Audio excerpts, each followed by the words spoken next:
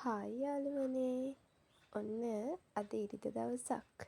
ඉතින් ඉරිදා කියලා නැහැ ඉතින්. අපි නම් ඉතින් වැඩ. මම උදේම නාලා කොණ්ඩේ ගොතාගෙන තමයි වැඩට ගියේ. ඒ වුණාට ඉන්න බෑ කොණ්ඩේ තෙතයිනේ. ඒ නිසා මං වොෂ්රූම් එකට ඇවිල්ලා කොණ්ඩේ ගොතා ගන්න තමයි වේලලා ගොතා ගන්න තමයි ඔන්න හදන්නේ.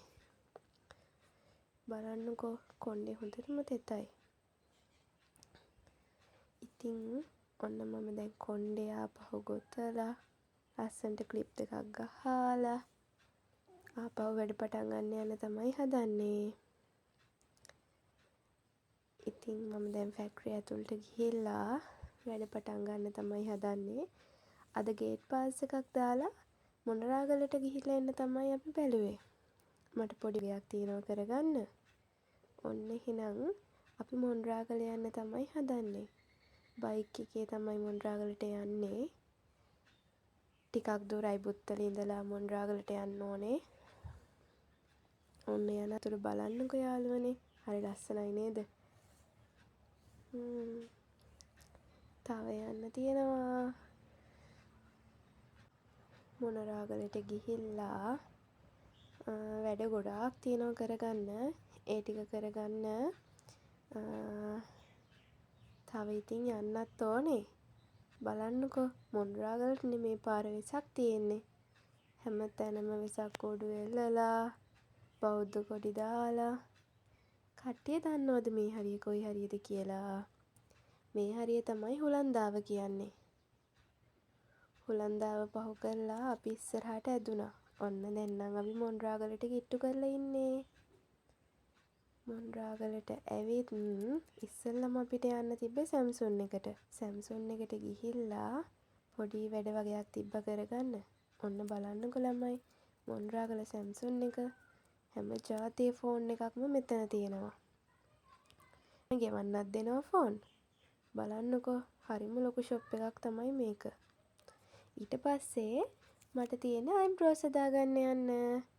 මං එතනට යන්නේ. මම හැමදාම යන තැනක් තමයි මොනරාගල සරසි. හරිම ලස්සනට අයිබ්‍රෝස් හදනවා ඒ අක්කා. මං යන වෙලාවේ නම් පොඩ්ඩක් එයා බිසි. ඉතින් මට ටිකක් වෙලා එතන ඉන්න වුණා. ඔන්න බලන්න මං අයිබ්‍රෝස් හදන්න කලින් මගේ පෙනුම පොල් එලි දෙකක් හයි කරලා වගේ නේද? ඔන්න ඉතින් හබියත් සැලොන් එකට වෙලා හිටියා. ටිකක් වෙලා ඉන්න ඕනේනේ. ඉතින් මගේ වාර එනකල් ඉතින් මම රිසෙප්ෂන් එකට වෙලා වාඩි වෙලා හිටියා.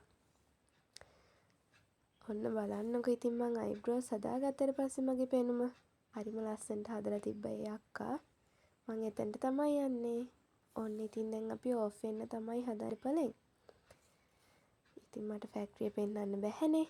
ඉතින් මං චූටි ප්‍රමාණයක් පෙන්වන්නම්. ඊට පස්සේ අපි ගියා බයිසිකලේ සර්විස් කරන්න. මොකද වෙසක් බලන්න යන්නත් තියෙනවනේ.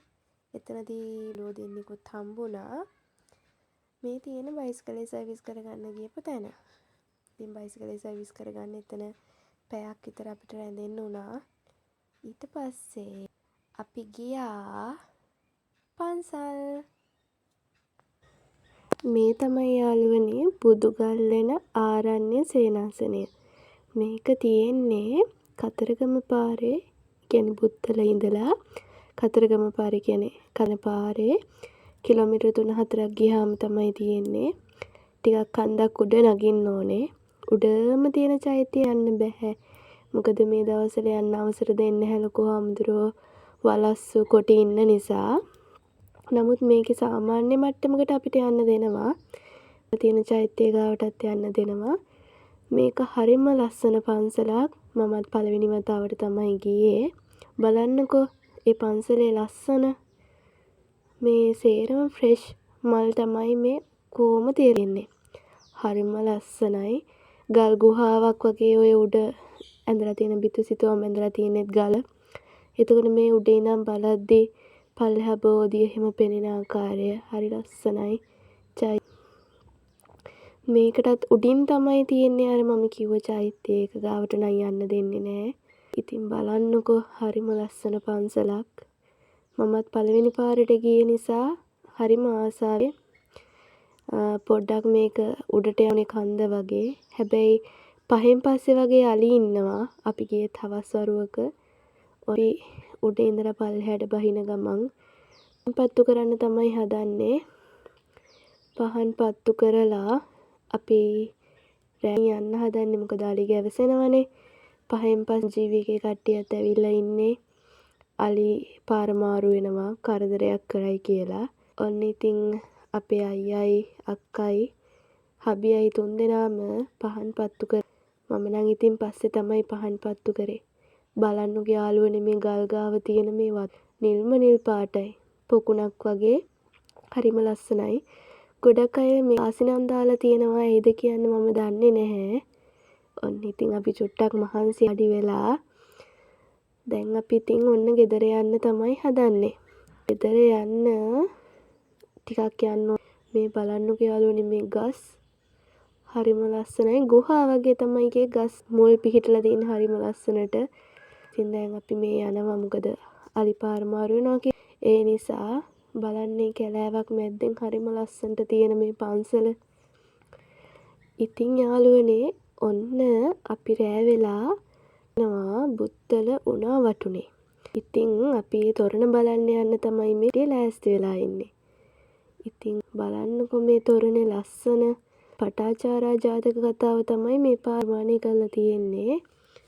ඉස්සෙල්ලම දවස හරිම ලස්සනයි. බලන්නකො අපි පටන් ගත්ත වෙලාවයි අපි ගියේ. ලස්සනට ලොකු තොරණක්. ඉතින් තොරණක් කියන්නේ දන්නවනේ නිවල් එකක් වගේ තමයි. හැමදේම තියෙනවා. භූත ගුහාව තියෙනවා. එතකොට මාරකලින්ද තිබ්බා. ඉතින් හරි ලස්සනයි ඉතින්. ඒක ඉතින් වෙසක් කාලෙට විතරක් ලැබෙන දෙයක්නේ. මේ බලන්නකෝ පුංචි යාට පදින්න ලස්සන ට්‍රේන් එකක් ෂෝක්.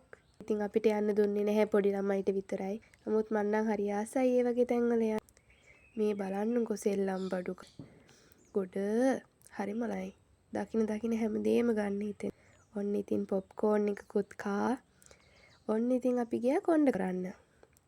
කොණ්ඩ කටද්දී හරි සෙල්ලම් බඩු වගේක් දැක්කා. හරිම ලස්සනයි. මේ බලන්න කීට එනවා. ඉතින් කියන්නේ හරිම අමුතු හැමදාම මේ වගේ නැහැනේ. ඉතින් හබියයි අක්කයි අයියයි තුන්දෙනා එකතු වෙලා තෝරන විදිය. අන්නකෝ. අලා කොණ්ඩ කට තෝරන කටින් පොඩ්ඩක් වීඩියෝ කරා. බලන්න ලස්සන කොණ්ඩ කට තෝරලා. ඊපස්සේ අපි එතන කටුත් අරගෙන ඩක් බූට යන්න තමයි හැදුවේ. ඉතින් බූත ගුහාව ගාව පොලිම අපි බූත ගුහාවට යන්න පොලිමේ එතන කඩ වගේ ඉතින් පොලිමේ ඉන්න ගමන් කඩ ගියා. ඔන්න බියත් ඉන්නවා. අන්න දැන් නම් ඉන්නේ අපි බූත ගුහාව යන්න ටික වෙලාවක් ගුහාව ඇතුළේදී නම් වීඩියෝ කරන්නම්ද ෆ්ලෑෂ් එක ඔන් කරන්නම මේ නුගිතින් සෙනඟ බූත ගුහාවට අර ඈතින් නිල් පාට ටිකක් පේන්නේ බූත ගුහාවේ. අපි තාම ඉතින් පොලිමේ ඉන්න අතරතුර අපි කෑවා බොයි. ඊට පස්සේ ඉතින් අපි ඇවුන නිසා 12:00 විතර අපි ගෙදමයි හැදුවේ. ඉතින් යාළුවනේ අපි ආයෙත් වීඩියෝ එකකින් එක්වෙමු. මාව සබ්ස්ක්‍රයිබ් කරන්න.